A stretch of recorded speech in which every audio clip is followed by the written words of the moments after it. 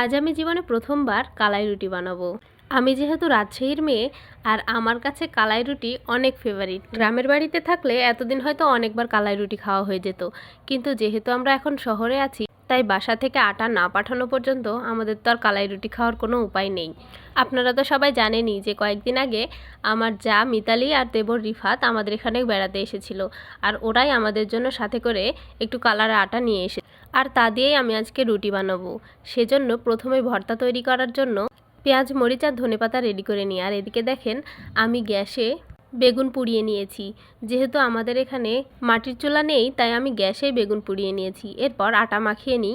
সাবাও আমার সাথে আটা মাখানোর কাজে লেগে পড়ে। এরপর অল্প অল্প করে পানি দিয়ে আমি আটার ডোটা তৈরি করে নেই। আমরা যখন রাজশাহী শহরে থাকতাম তখন আমাদের সাথে চাঁপাইনবাবগঞ্জের এক ভাবি থাকতেন। উনি আমাদেরকে মাঝে মাঝেই কালাই রুটি বানিয়ে খাওয়াতেন। আমি তার হাতের কালাই রুটি অনেক মিস করি।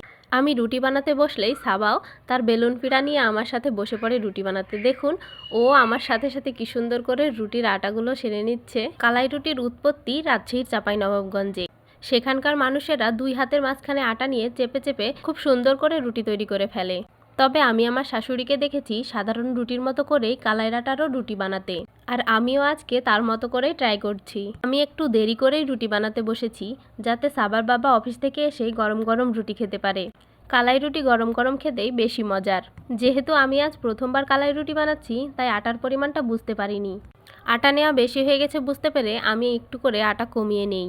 কিছুক্ষণের মধ্যে সাবার বাবা চলে আসে আর আমি সাথে সাথে বেগুন ভর্তা করতে শুরু করে দেই।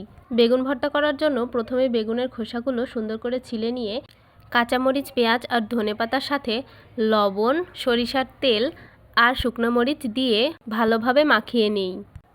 দেখুন আমি কত সুন্দরভাবে হাত দিয়ে চেপে চেপে ভর্তা তৈরি করে ফেললাম। হাত দিয়ে যত ভালোভাবে পেঁয়াজ মরিচের সাথে বেগুন মিশিয়ে নেওয়া হবে ভর্তা খেতে ততই টেস্ট হবে। বেগুন ভর্তা ছাড়াও হাঁসের মাংস বা গরুর বট দিয়েও কালাই রুটি খেতে কিন্তু অনেক মজা লাগে। আজ আমরা বেগুন ভর্তা দিয়েই কালাই রুটি খাবো। এদিকে আমার বানানো প্রথম রুটিটি চুলায় দিয়ে দিই। ভর্তা করা শেষ আর রুটিও প্রায় হয়ে এসেছে। এরপর আমি একে একে আরও কয়েকটা রুটি বানিয়ে নিই। আমার রুটি বানানো কেমন হয়েছে আপনারা সবাই অবশ্যই কমেন্টে জানাতে ভুলবেন না কিন্তু। আমি রুটি বানাচ্ছিলাম আর এদিকে সাবার বাবা মুখ হাত ধুয়ে এসে আমার কাছেই বসে পড়ে রুটি খেতে।